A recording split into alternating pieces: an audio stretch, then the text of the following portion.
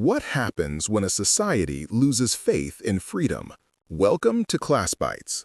Today, we're diving into the rise of authoritarianism in the 1930s and how it paved the way for World War II. What happens when a society loses its faith in freedom?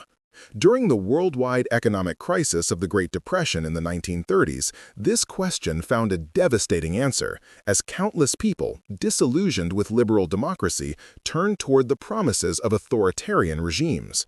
The instability and insecurity that plagued the 1920s and 1930s gave rise to political extremism across many European nations, where people began to see authoritarian leadership as a viable political alternative.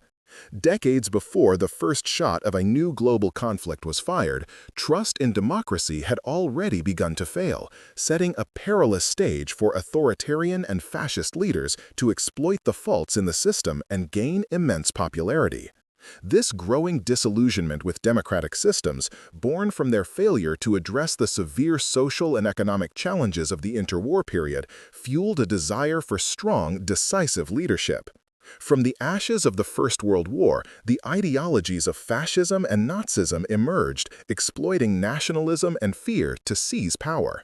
In Italy, Benito Mussolini dreamed of creating a new Roman Empire centered around the Mediterranean, a vision he pursued through military conquest by invading Ethiopia as early as 1935, Albania in early 1938, and later Greece. Fascism, with its emphasis on expansionism, extreme nationalism, anti-Marxism, and anti-liberalism, proved to be the primary factor that shattered the fragile peace and ultimately incited the Second World War. In Germany, a similar storm was brewing. Widespread resentment over the harsh terms of the Treaty of Versailles was intensified by the instability of the German political system, as the public felt that both left and right-wing parties were merely struggling for personal power with no concern for meaningful governance. Dire economic conditions dramatically increased popular discontent, prompting many to look for a new leader who could restore Germany to its former glory. That leader soon emerged in the form of Hitler, an ardent nationalist with strong anti-Semitic convictions. He argued that Germany had been defeated in the First World War not on the battlefield, but because of weak leadership, Jewish and communist influences in the government, and a vast international conspiracy.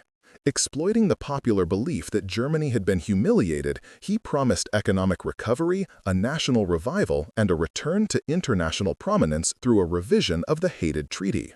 Upon taking totalitarian power in Germany from 1933, the Nazis immediately demanded the undoing of the Versailles Provisions. Their ambitious and aggressive policies reflected their core ideologies of anti-Semitism, the unification of all Germans, and the acquisition of living space, or Lebensraum. Term: Lebensraum. Simple explanation: a German term meaning living space, which the Nazis used to justify their policy of conquering other countries to provide more territory for German agrarian settlers. This expansion was coupled with a drive for the elimination of Bolshevism and the establishment of the hegemony of an Aryan or Nordic master race over those they deemed subhumans, or Untermenschen. Term: Untermenschen. Simple explanation: a German word for subhumans, used by the Nazis to refer to people they considered racially inferior, such as Jews and Slavs. The path to absolute control was swift. On the 30th of January 1933, Adolf Hitler was appointed Chancellor of the Reich by German President Paul von Hindenburg. By the end of March of that same year, the Reichstag Fire Decree and the Enabling Act of 1933 were used in a perceived state of emergency to grant the new chancellor broad power to act outside of parliamentary control. Hitler promptly used these powers to thwart constitutional governance, suspend civil liberties, and bring about the swift collapse of democracy at both the federal and state levels. Once in power, these fascist regimes sought to establish totalitarian control over all aspects of society, creating a one-party dictatorship under his leadership and systematically eliminating all political opposition and dissent. Thanks for watching. Please like, subscribe, and comment below with your thoughts or what you'd like to see next.